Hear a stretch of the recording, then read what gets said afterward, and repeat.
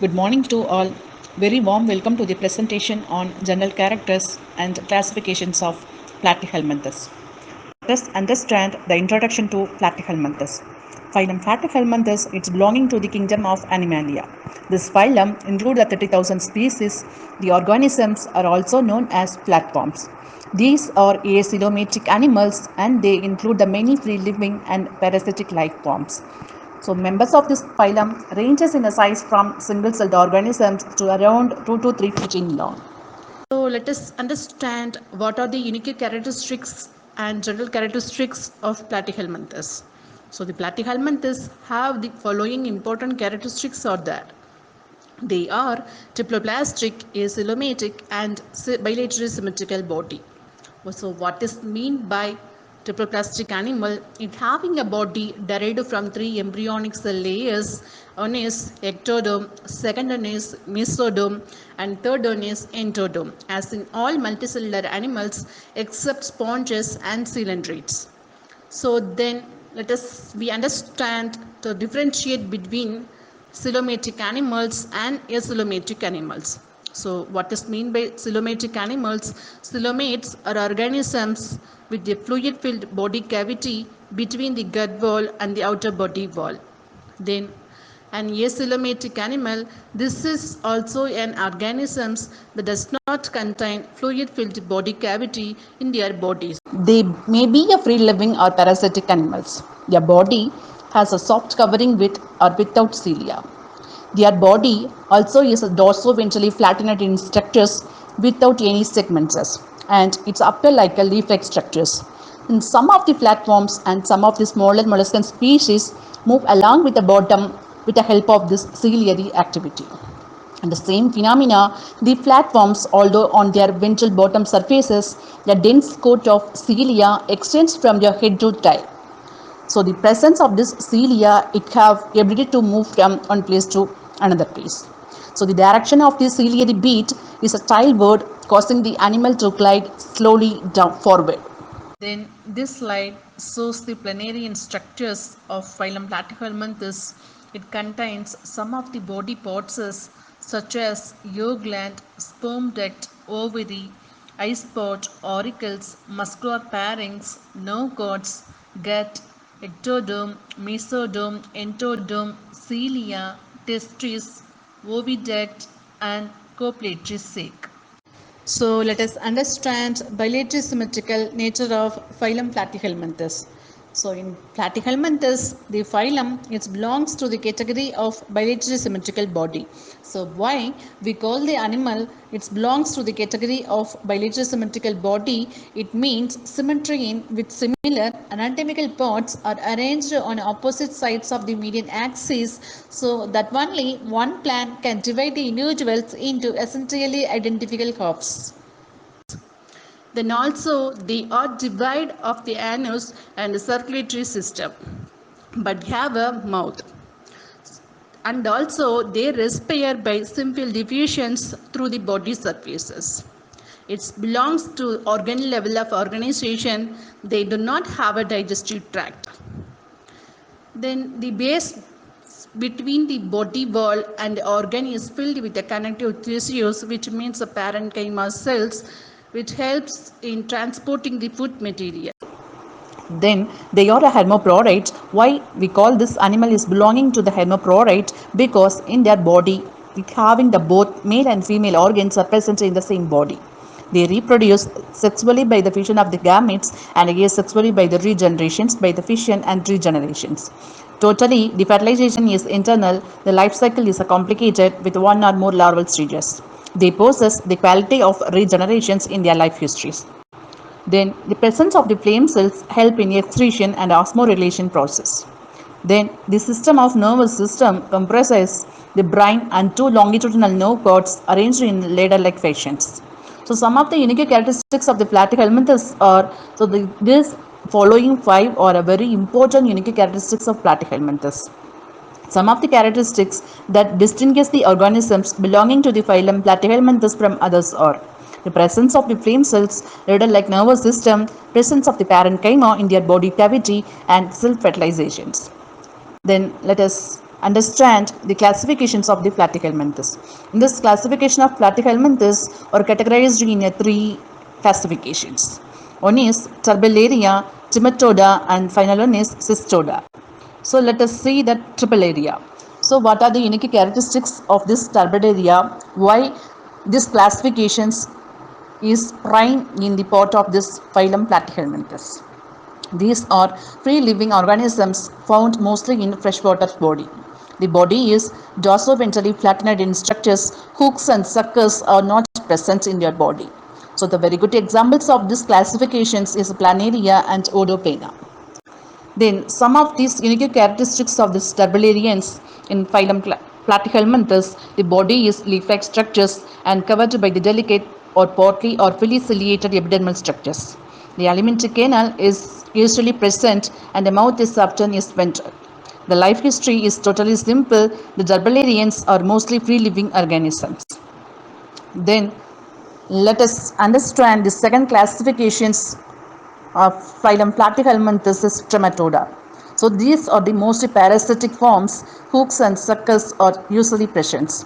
So very good examples for these classifications: Fasciola hepatica, which means a liver fluke, and Cystosoma of the blood fluke, and Tiblozoans.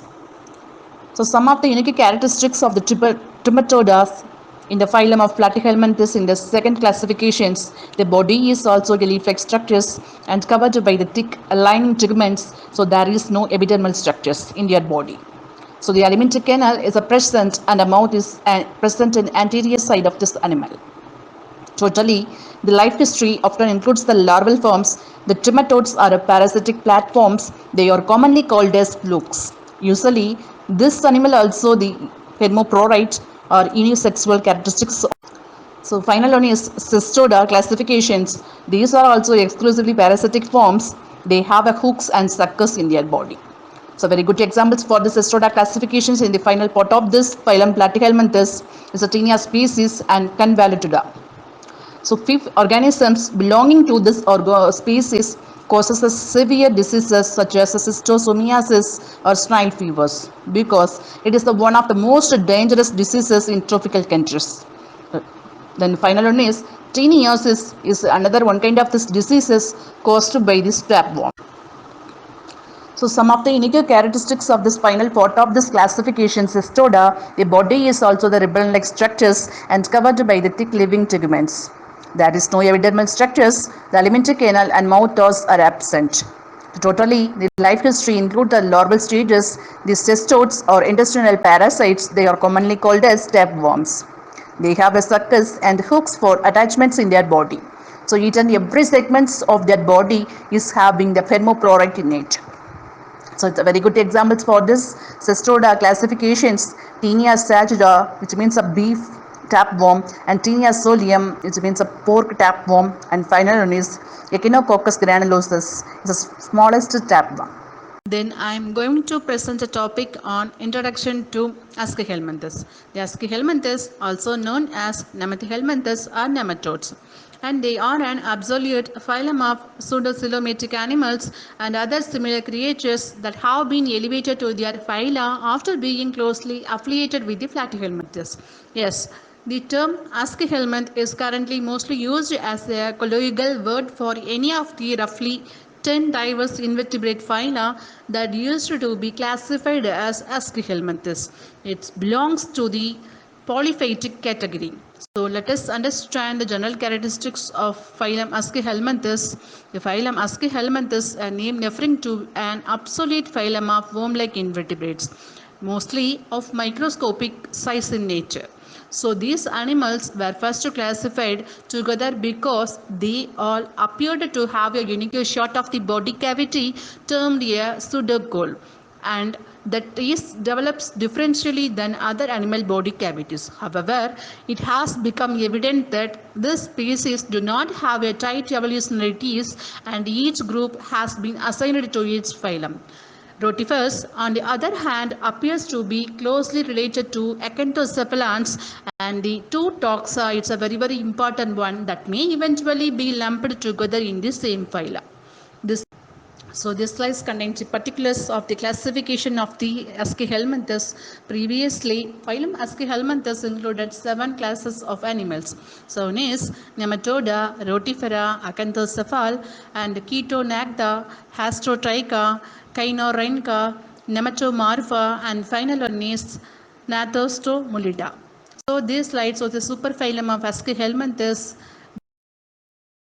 Then the classification of the Ashelminthes. So first let us understand the prime part of the Ashelminthes classification is Acanthocephala. So the Acanthocephala is a parasitic worm phylum that includes the Acanthocephalans, thorny-headed worms and spiny-headed worms. So it is characterized by an irreversible proboscis loaded with spines that it uses to pierce and hold the gut wall of its host. So then it have a complicated life cycle that involve at least 2 hosts, which might include invertebrates like fishes, amphibians, birds, or mammals. A totally 1420 species have been discovered still now. The Acanthocephala were once considered a separate phylum. According to recent genomic studies, they are descended from and should be classified as highly modified rotifers. So, Synterma is the name given to this unified taxons. So, the Acanthocephalans will not have a mouth or digestive system. So, they share their traits, which means the characteristics with this Cestoda, which means a tapeworm. So, even though the two families are not closely related. So, in adult state, 12 in their host intestine and directly absorb nutrients that have been digested by the host through their body surfaces. Although certain species of acanthocephalans have been shown to contain flame cells, they lack an excretory system, which means protonephridia. So these species ranges in size from a few millimeter in length to Gynethorhynchus gigas, so which ranges between the 10 and 65 centimeter in length. The huge size of many of the cells, such as nerve cells and cell composing the uterine bell, and is the peculiar characteristics shared by the both larva and adult state. Then the polyploidy is frequent, and some which species it have up to 343 chromosomes in their body. So totally the Acanthocephala body surface is peculiar in nature.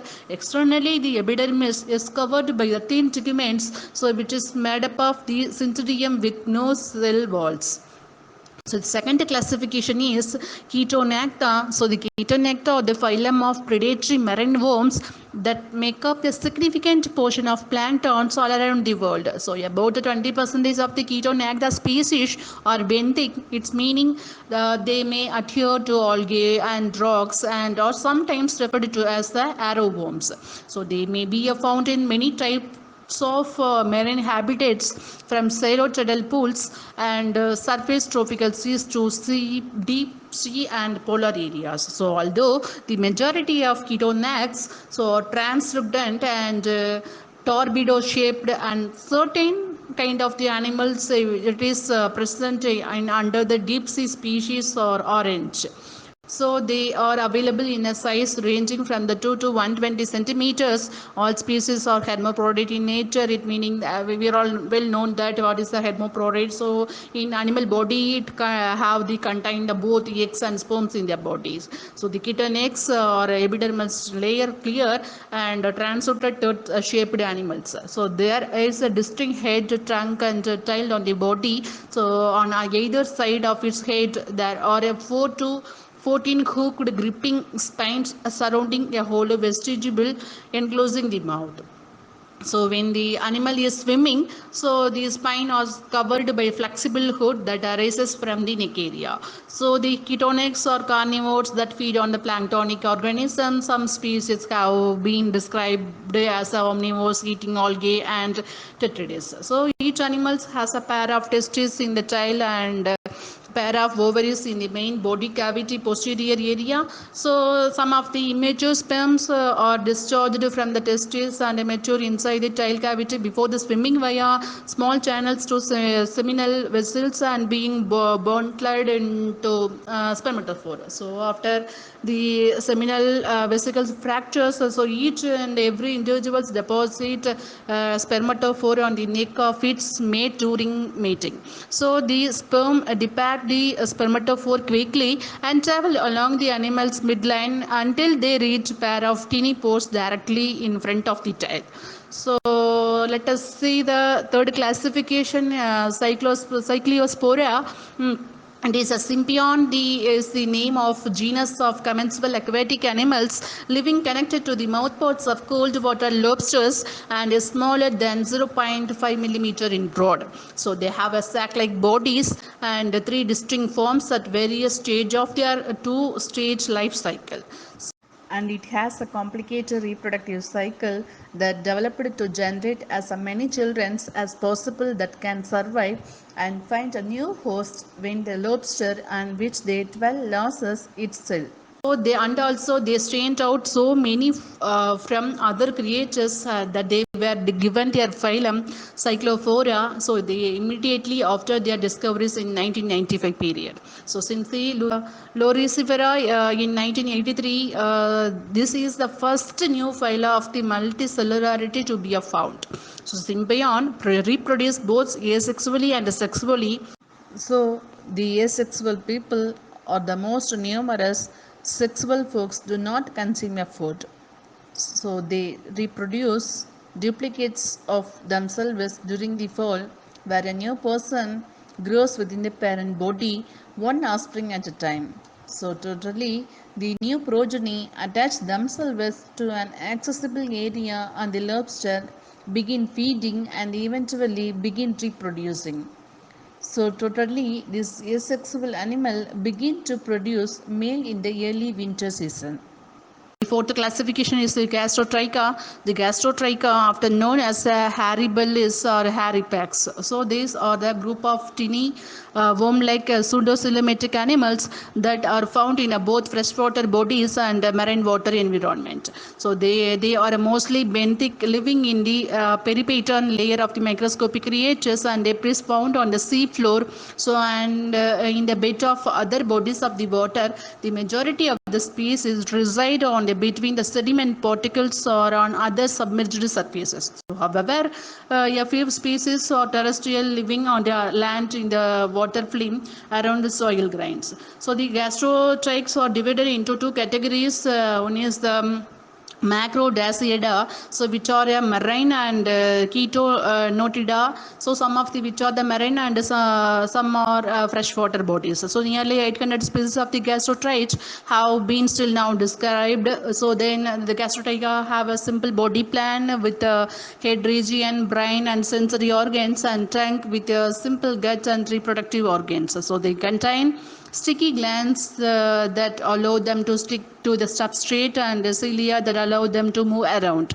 So they feed on the detritus, sucking up organic particles with their muscular pairings. So they are the hermaphrodite, the marine species producing the eggs that develop directly into the miniature adults. So the fifth classification is the Gynorhyncha. So as a part of these Myobenthus, the Gynorhyncha is a phylum of the tiny marine invertebrates that may be found in mud or sand at all depths. So the this is also the mud dragons, another name of this animal. So the modern species are just a few millimeter long, whereas the Cambrian forms, so they could grow to be 4 centimeter in long. And gynorhynchs are lineless animals having a segmented body, so that include a head, neck and 11 segmented trunk regions. So they lack external cilia, and unlike some other invertebrates, and instead contain a lot of spine around the body. So as well as 2 7 rings of a spine around the head. These spines are employed for a movement purpose. So with the head being pushed to forward, the spine grasping the substrate as the body is drawn up. So although there is some sexual dimorphism in allometry, so has been reported by the many scientists, the two sexes appear identically. So the gonads are located in the trunk mid region and open to pore in the last region. So the sperm duct in the most species has 2 or 3 spiky features that are through to help in copulation process. However, the details remain unclear. Okay, so then spermatozoa can grow to be a fourth of the length of the human body. So the larva are free living, but nothing is known about how they reproduce. So after laying an egg, and the female envelops it in a protective mud and organic material envelope. So sixth classification is Nematoda. The phylum Nematoda is mainly composed of nematodes or roundworms. So and also with the plant parasitic nematodes being known as eelworms. So they are included in the group of Ecdysozoa. So together with the insects and other molding animals, and unlike flatworms have a tubular digestive tract with opening on both ends, and also they contain fewer Hox genes than tardigrades, but their sister phylum Nematomorpha has retained the original protostome Hox genotype, indicating that the reduction occurred inside the worm phylum.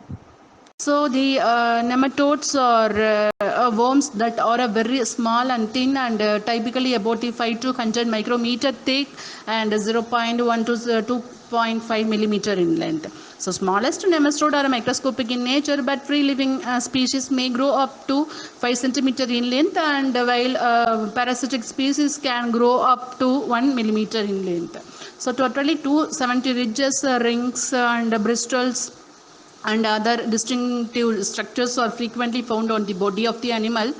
So seventh classification of the Priapulida. So the phylum Priapulida, sometimes known as the Spanish worms, so it is made up of unsegmented sea worms because it's a basic form, and extended spiny introvate proboscis mimic the shape of the human penis. So the phylum is named after the Greek god of fertility. So they reside in the dirt and shallow water bodies up to 90 meters in deep sea.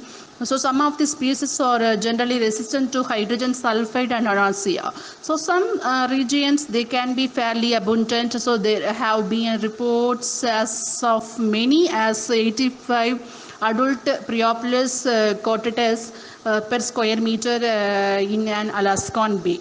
So with the larval density as high as 58,000 square meter, the priapulids are cylindrical worm-like organisms that ranges in a size from 0.2 to 0.3 centimeter to 939 millimeter in length. So with no or mature or tentacles in the medium anterior mouth of the animal. So the body is separated into two sections, a primary trunk or abdomen, and have a bulging proboscis with longitudinal ridges. So the body is wrinkled with spine, which are frequently extended into the somewhat projecting throat.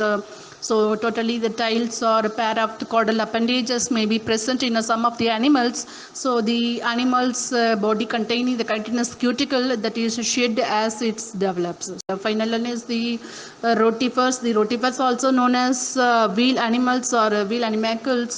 So this are the phylum of the pseudocoelomytic animals that are microscopic or nearly microscopic. So the scientist Rev. John Harris was the first to describe them in 1696 period, and Anton Newman characterized them in 1703 period. So the majority of the rotipeds are between the 0.1 and 0.5 millimeters in length and are found in freshwater habitats across the world with a few saltwater species. So some of the rotipeds are the planktonic and swim freely, while others in swarms. So they are way over the substrate, and yet others are sessile conditions, such as dwelling inside the tubes or gelatinous hold fast connected to the substrate. So the rotifers are symmetrical on both sides and come in variety of forms. So the rotifer body is separated into the head, trunk region and foot, and it is usually cylindrical in tile animal has a well developed cuticle that can be a thick and hard, giving it box like shape or flexible, giving it a worm like form. This rotifers are named loricate or loricate respectively. So the multiple plate makes up the rigid cuticles, which may include the spines, ridges or other ornamentation. Their cuticle is formed from the sclerate proteins and is non-chitinous. So I hope this presentation is very useful to all who understand about the general characters and the classification of phylum Platyhelminthes and Ashelminthes. Thank you all.